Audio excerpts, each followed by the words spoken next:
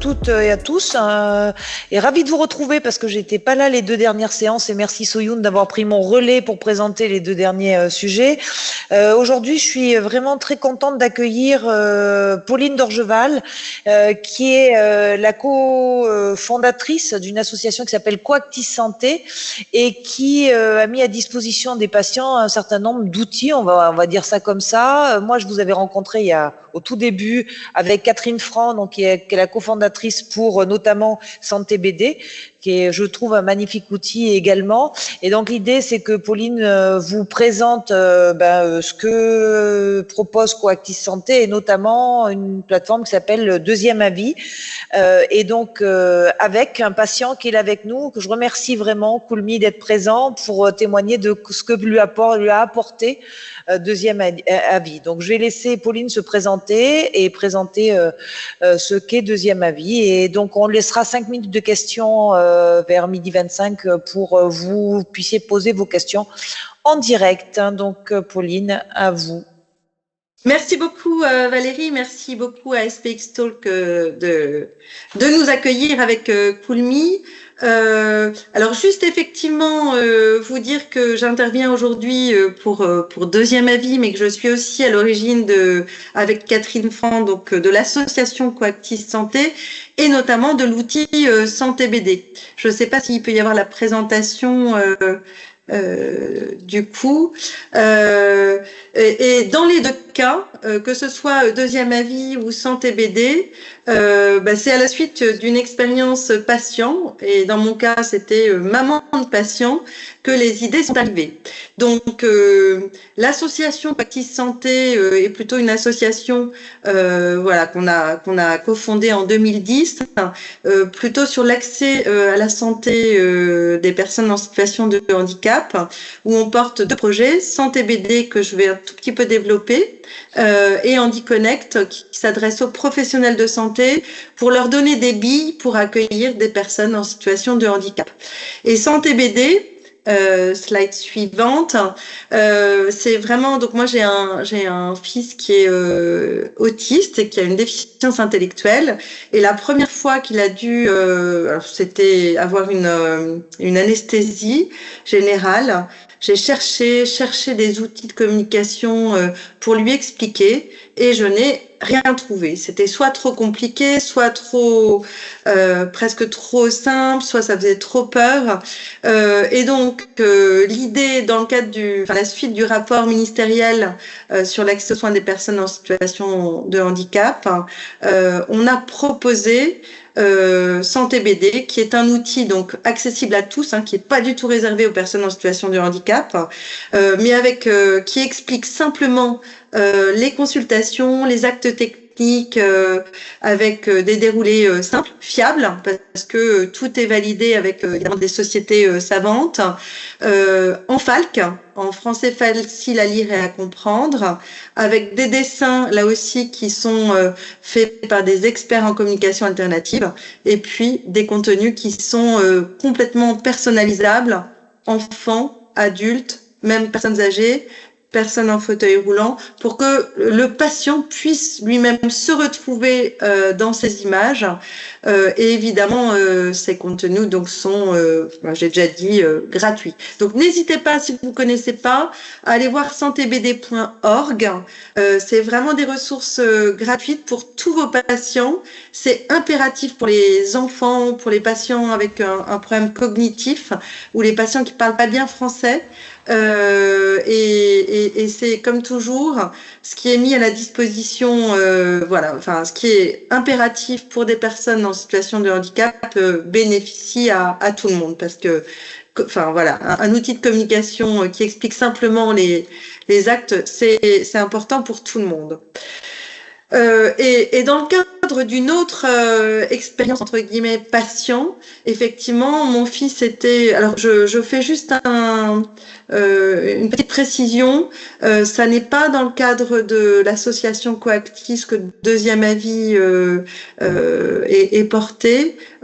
Pour des raisons de modèle économique, c'est une société à mission, et donc c'est l'association Coactis Santé qui porte santébd.org et la société à mission Cariance qui porte le service deuxième avis. Et donc aussi, voilà, mon fils était suivi à Necker pour un suivi de scoliose.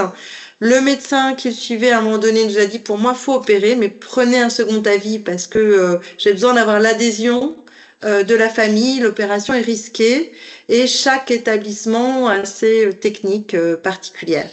Et on a trouvé que c'était évidemment une bonne idée, mais alors qu'on habite en Île-de-France, on a beaucoup de réseaux médicaux, beaucoup d'avis médecins, on a quand même mis 10 jours pour identifier une autre équipe experte en scoliose infantile, 4 mois pour obtenir un rendez-vous, et il se trouve que mon fils a fait une crise d'angoisse juste avant le rendez-vous, on n'a pas pu l'emmener au rendez-vous, et donc l'avis s'est fait sur dossier.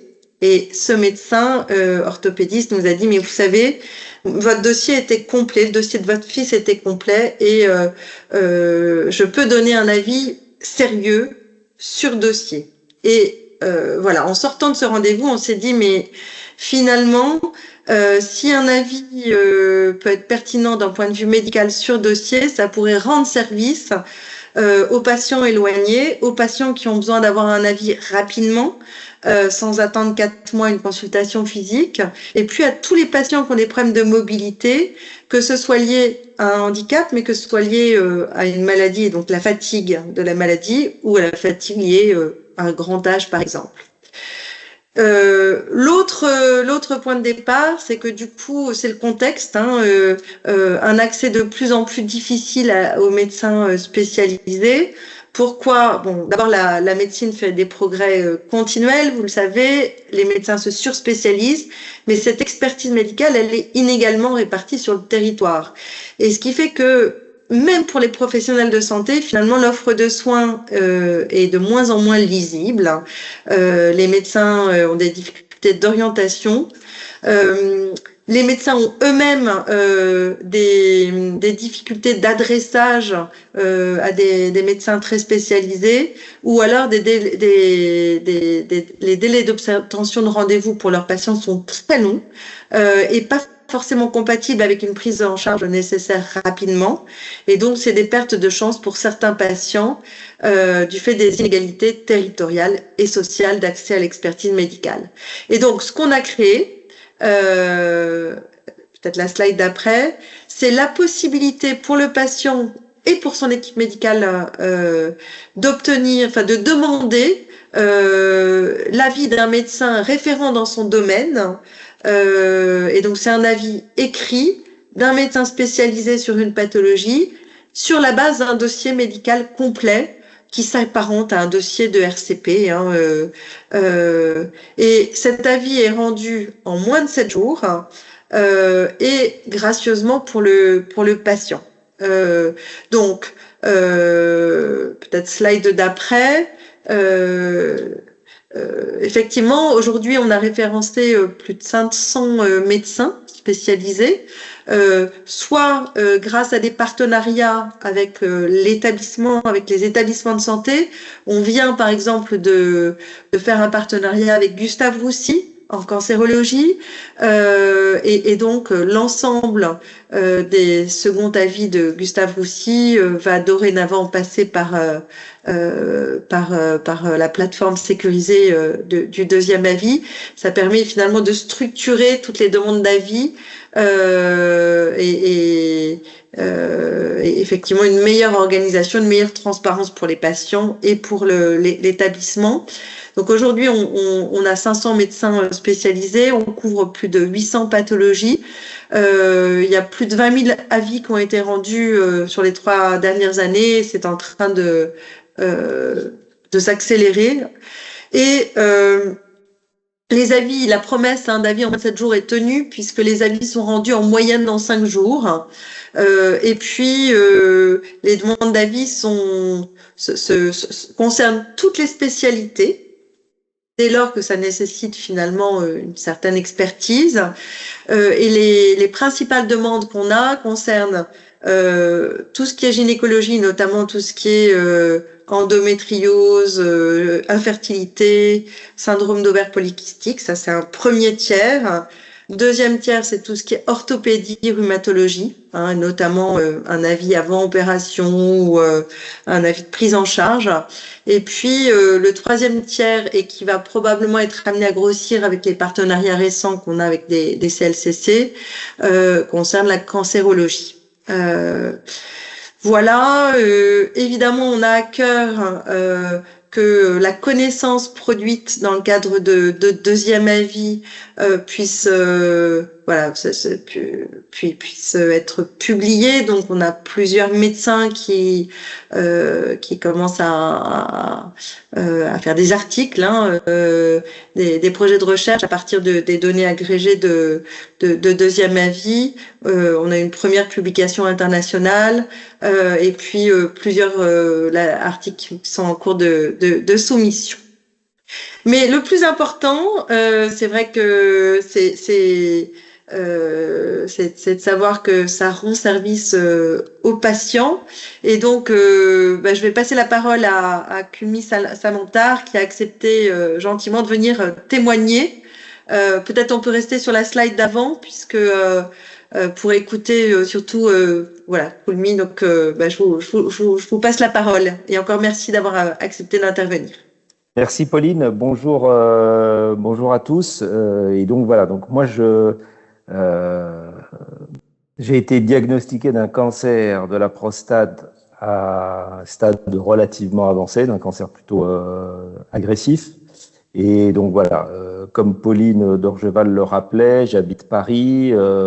C'est pas une zone qui est sous-médicalisée, bien au contraire. Et donc voilà, donc bien malgré cela, il y a des délais d'attente et il y a des informations. Et quand le verdict, quand le diagnostic final, je suis juriste, hein, ce lapsus, le diagnostic final est donné, eh bien on se retrouve avec beaucoup d'informations, vraiment beaucoup d'informations. Hein, moi, j'ai fait le cheminement traditionnel qui existe en France, hein, du médecin traitant qui m'a donné le choix d'aller vers un chirurgien urologue dans le public ou dans le privé, avec voilà une possibilité de choix, du dialogue, de l'information.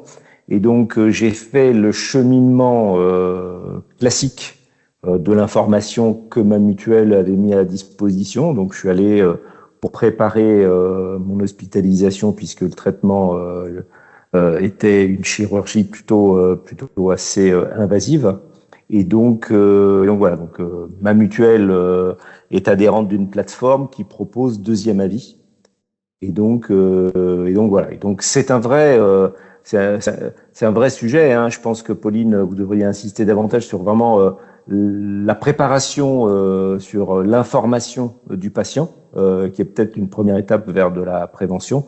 Et donc en tout cas voilà, préparer vraiment cette étape pour aller vers un deuxième avis. Et donc, j'ai rempli un dossier relativement complet. Et donc, le cheminement côté patient, alors, j'ai par des formations professionnelles travaillé beaucoup dans le secteur de la santé, donc j'ai voulu enlever tous les biais cognitifs que je pouvais avoir sur le sujet pour vraiment me concentrer là-dessus. Et donc, le plus important, c'était est-ce que l'orientation chirurgicale qu'avait donnée le médecin, qui était référé par mon médecin traitant, était la bonne orientation, parce qu'il y avait quand même des conséquences lourdes, irréversibles à la clé.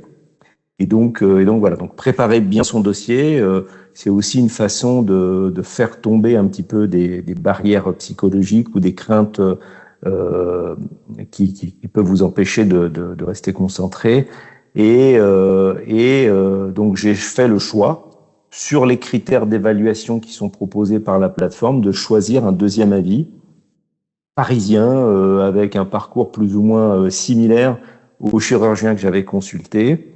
Et dans les 7 jours proposés, donc là, peut-être malgré le taux important de cancer sur la prostate, eh bien, la réponse s'est faite dans moins de 2 jours. avec, si le dossier est très complet, le deuxième avis rendu est aussi complet que l'on a constitué le dossier pour permettre aux praticiens vraiment de donner un avis qui ne soit pas un avis comme ça relativement vague, et donc vraiment a bien prescrit le niveau de préparation, les conséquences post-opératoires et surtout l'accompagnement qui va suivre, et le délai dans lequel on peut recouvrer ou pas tout ou partie de son intégrité physique. Donc il y a bien ce premier aspect qui est un temps de préparation qui fait que certainement un patient bien préparé, j'ai vraiment essayé de pas utiliser mes connaissances et donc de recevoir toutes ces informations. Ça fait qu'on est concentré dans son sujet, on se prépare mieux, on lit des choses que l'on pense savoir et que l'on découvre vraiment de manière très utile. Et puis, si on est rassuré du point de vue, et donc le deuxième avis a confirmé l'orientation thérapeutique qui avait été donnée, et donc premier ouvre de soulagement, on est rassuré. On a été orienté vers une bonne personne, et donc on se concentre sur le deuxième avis qui est donné, qui est une communication de la complémentaire santé, qui est de dire cet avis est proposé, ce deuxième avis est proposé par votre complémentaire, et surtout il est pris en charge par votre complémentaire.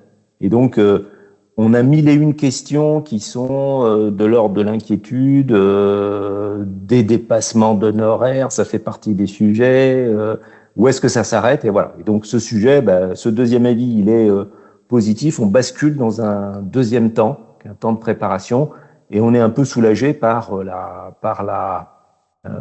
fait que c'est un service qui est pris en charge, et donc voilà. Et en fait, naïvement, on ne sait pas combien coûte un deuxième avis. Quand on est face à une question, le plus important, c'est de savoir est-ce que on va subir la vraie et la bonne intervention. On sait que son dossier est complet parce qu'il y a un cheminement qui est fait sur une étape de... Je réponds à une question du chat, qui est fait avec un séquençage très précis et par un indicateur de progression qui est très fait, et qui fait que on a aussi une information de préparation du temps de réponse à certaines sous-questions, et donc c'est vraiment avec des escaliers très précis, et puis surtout qui vous donne l'indication sur quel format envoyer tous les examens radiologiques, IRM et autres laboratoires, de tests médicaux. Donc il y a vraiment une prise en main qui est très très bonne sur vraiment le temps d'utilisation de la plateforme. Est-ce que je voudrais juste réagir sur deux choses et après vous reposer une question. La première chose, effectivement, je ne l'ai pas précisé. Ce deuxième avis, on est une entreprise à mission, on a à cœur que ces avis spécialisés puissent être rendus pour tous les patients.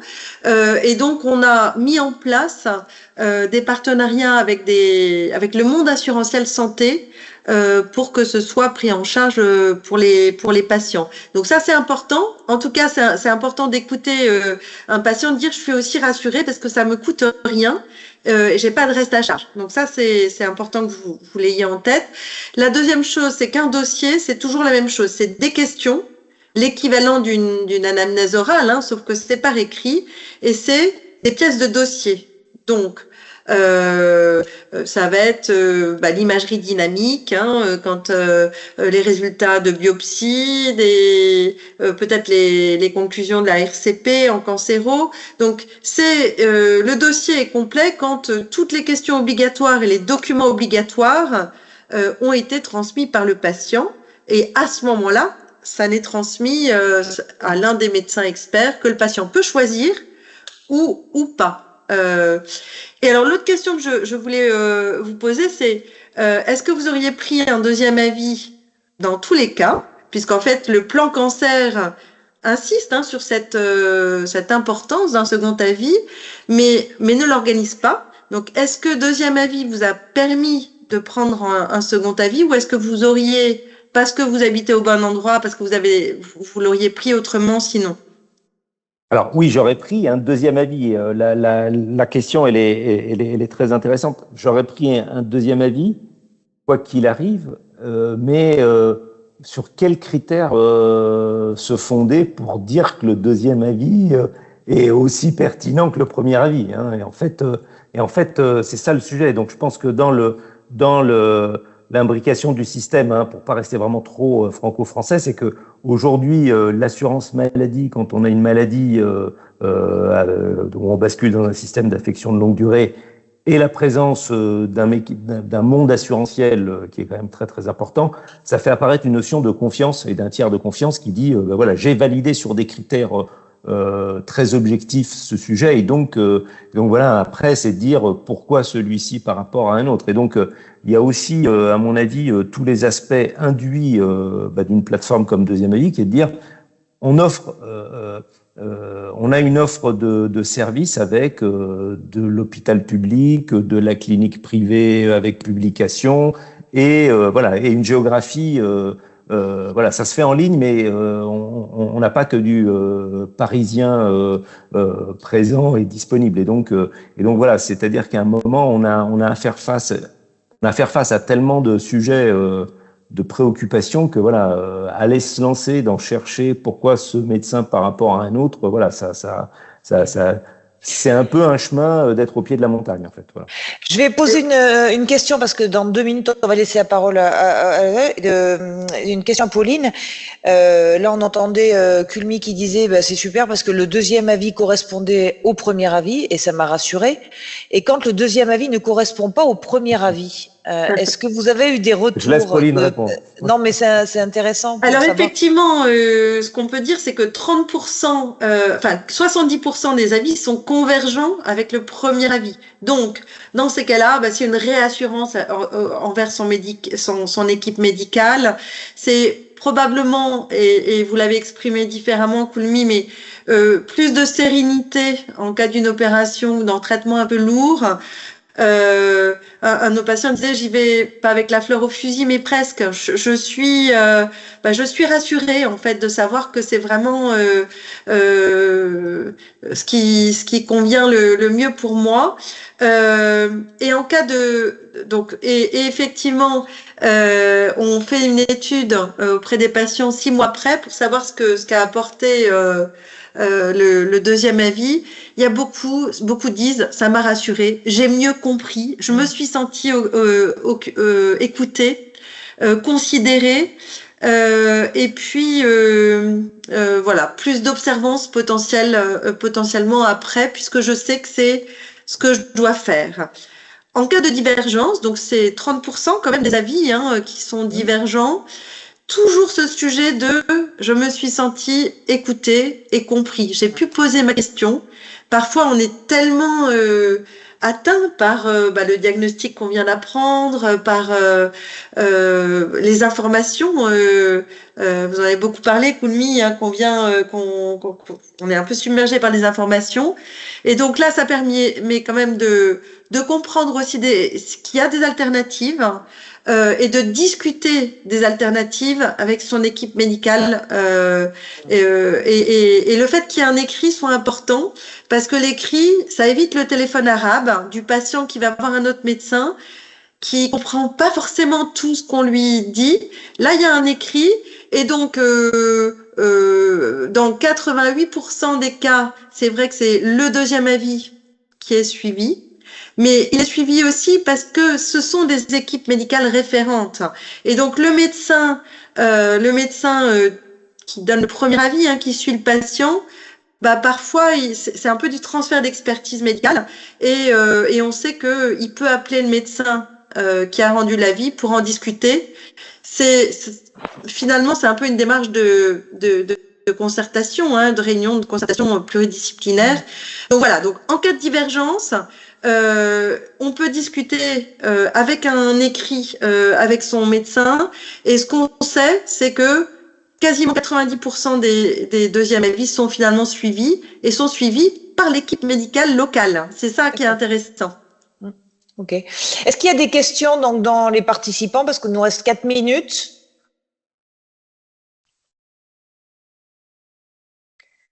Alors, je vois concrètement si un patient souhaite un second avis, donc soit c'est organisé par l'établissement, et à ce moment-là l'établissement sur son site ou les secrétariats disent bah voilà il y a Gustave Roussy / deuxième avis / Gustave Roussy, deuxième avis / Léon Bérard, etc.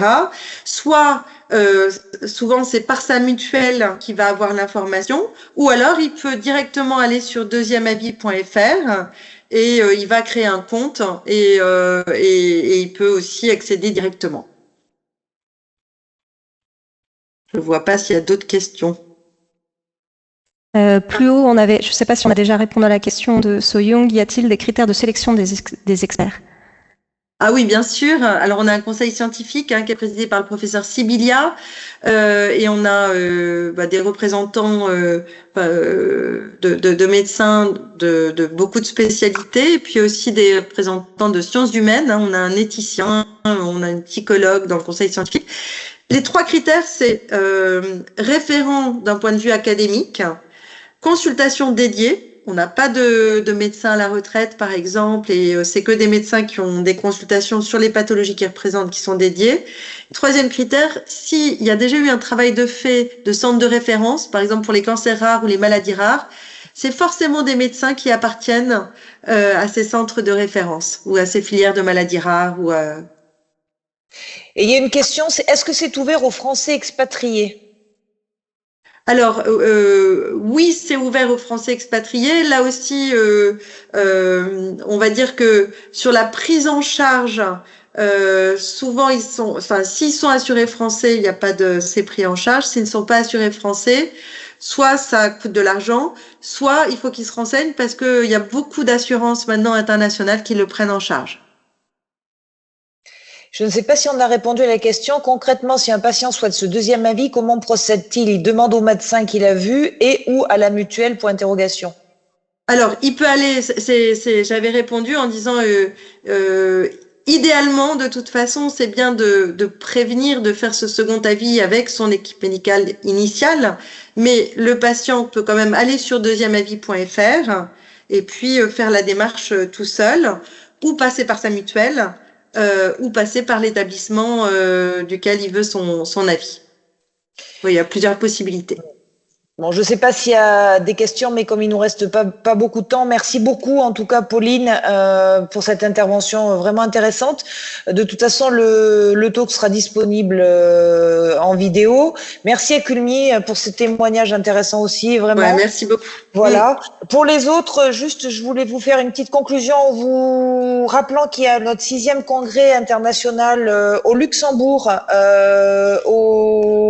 la rentrée. Donc surtout les Early Birds se terminent aujourd'hui, donc ceux qui veulent s'inscrire avec un petit peu de réduction pour le congrès, n'hésitez pas à aller sur le site de SPX pour vous inscrire. Pour les SPX Talks, ils vont faire une pause en français pendant tout cet été, donc on vous retrouvera au mois de septembre. Et par contre, pour les anglophones et les hispanophones, il y a encore 2 séances prévues, une le 11 juin et une le 18 juin. Donc voilà, c'était les petites annonces générales sur SPX. Merci à tous pour votre présence et merci Pauline et Kulmi pour votre intervention. Merci pour votre invitation et merci Kulmi. Et une bonne journée à tous. À très bientôt.